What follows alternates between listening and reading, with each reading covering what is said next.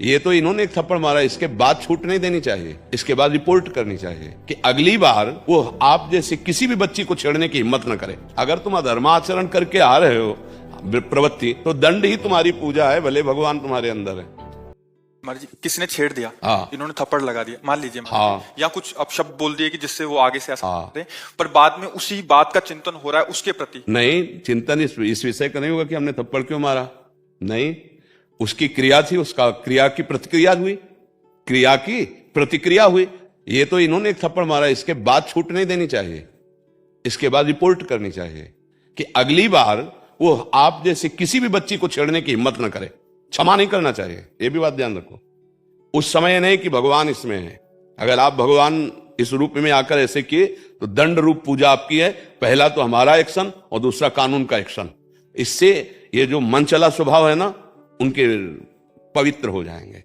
दंड के द्वारा अपराध प्रवृत्तियों का संयमन होता है, वो प्रार्थना के द्वारा नहीं होता, वो दंड के द्वारा ही होता है। तो ये तो क्रिया की प्रतिक्रिया भगवान करवा दिए, आगे बढ़ने का चांस नहीं देना चाहिए किसी को। अगर कोई अधर्म में आगे बढ़ रहा है तो उसके कदम रोकने चाहिए, उसके लिए विधान है, कानून है, उसके लिए विधान है। ऐसा नहीं है कि अधर्म तुम फिर तो निकलना मुश्किल हो जाएगा। जो चाहो जैसे उपहास कर लो, जैसे चाहो वैसे आप बर्ताव कर लो, ऐसा नहीं कर सकते तुम। हम भगत है इसका मतलब थोड़ी हम भगवत भाव रखते हैं, लेकिन अधर्माचरण से तुम आओगे। जैसे हम तो भाव करते हैं, भीष्म जी एक पक्ष में श्री कृष्ण तो बाण संधान करके मार रहे हैं ना, श्री कृष्ण के प्रति मार रहे हैं, नहीं, बाण की वर्षा कर दी श्री कृष्ण के ऊपर और अस्त्र ग्रहण करना पड़ा विपक्ष। अगर तुम अधर्माचरण करके आ रहे हो प्रवृत्ति, तो दंड ही तुम्हारी पूजा है, भले भगवान तुम्हारे अंदर है, उसका विधान है ना, खेल है। तुम अगर चोर बन के आ रहे हो तो तुम्हारे लिए दंड विधान है, तुम पापात्मा बन करके आ रहे हो तो तुम्हारी दंड रूपी पूजा है, रोग बन के आ रहे हो तो औषधि रूपी पूजा है, साधु बन के आ रहे हो तो प्रणाम नमस्कार पूजा है। जैसे आ रहे हो वैसी पूजा। ऐसा नहीं हो भोलापन इतना नहीं कि कोई हमको जैसे चाहे वैसे बर्ताव करे, ऐसा वक्त नहीं होता। प्रवीण और सिंह दृष्टि सिंहवत ये संसार है। अपने व्यवहार को एकदम सावधानी, आगे भगवान जैसा चाहे, अपने व्यवहार में असावधान नहीं होंगे। व्यवहार जैसे बच्ची हो, तुम चल रहे हो तो बहुत सावधानी से, अगर कोई 10 कदम तुम्हारे पीछे बच्चा चलता दिखाई खड़े हो जाइए, ऐसी जगह खड़े हो जाइए जहां दो चार लोगों का सपोर्ट मिले, तत्काल एक्शन पे आइए। आप कैसे पीछे चल रहे हैं, नहीं हम ऐसे जा रहे हैं तो जाइए आप, तत्काल सावधान। वहां भोलापन नहीं कि नहीं सब में भगवान है, ये नहीं, व्यवहार में कर्तव्य धर्म को देखना है।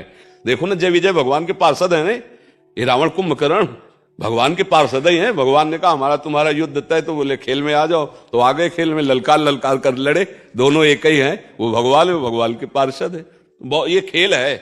अधर्माचरण करने वाले को दंड के द्वारा ही पवित्र किया जाता है। अगर ऐसा नहीं तो देखो फिर जरा सी छूट मिल जाने पर कैसी उद्दंडता बच्चियों के साथ होती है। तो हमें लगता है हर बच्ची को बहुत अलर्ट और सावधान और पहले ही कदम पर उसको रोक देना चाहिए।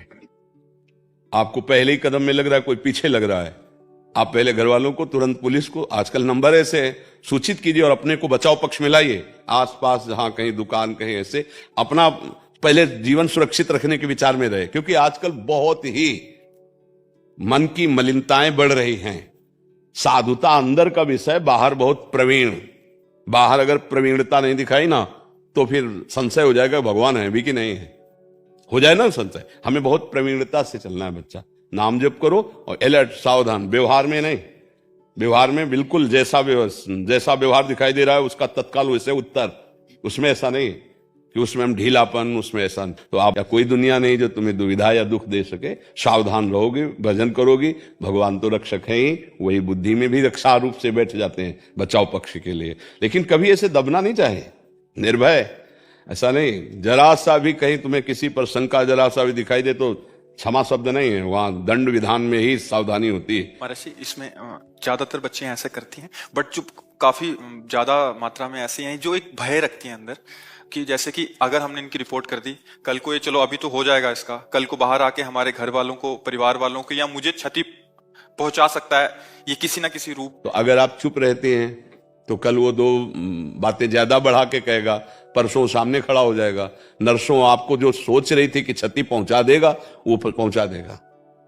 और अगर वो कानून के अंतर्गत आ जाता है तो ऐसा नहीं है कि आज तक आपने सुना क्या कि जिस लड़की ने शिकायत किया उसके घर वालों को मार डाला या घर वालों को दंड दिया। और दूसरी बात यह है कि सत्य को भगवान सामर्थ्य देते हैं। अगर ऐसे डरोगे बच्चों तो फिर आगे वो जो उद्दंड बच्चे हैं उनको साथ एक बार पता चल जाए कि आप डर गए हैं, फिर बस फिर नहीं, डरना नहीं है। जरा से अभी कहीं कोई गलत दर्शन, गलत स्पर्श आदि देखे तो तत्काल उसका विरोध करें, और विरोध में ही बचाव पक्ष ज्यादा है। अगर विरोध नहीं करोगे तो अगली बार से ज्यादा बढ़ावा मिल जाएगा, जो मन चला स्वभाव है उसको बढ़ावा मिल जाएगा। डरना नहीं चाहिए। बहुत जोर के कानून बने हैं माताओं बहनों की रक्षा के लिए, बहुत जोर के बने हैं। कोई गवाही की जरूरत नहीं, केवल इतना कह देने की जरूरत है कि हमें गलत ढंग से देख रहे थे, गलत ढंग से देख रहे थे, छूने की तो बात जाने दो, इतने में उनका हिसाब किताब बन जाएगा। इसलिए कभी गलत किसी को फंसाए नहीं, ये भी बात समझो। कभी कानून का दुरुपयोग न करें कि हम गलत किसी को दंड दें, द्वेष के कारण हम ऐसा कह दें। अगर कोई हमारे साथ ऐसा बर्ताव करता है तो हम उसके बचाव पक्ष में ऐसा करें। कभी ऐसा जैसे नहीं कि कुछ गलत ढंग से बच्चों को फंसा देना, ऐसा कभी ना करें, नहीं तो तुम उधर फंसाओगे, तुम्हारा कर्म तुम्हें फंसा देगा।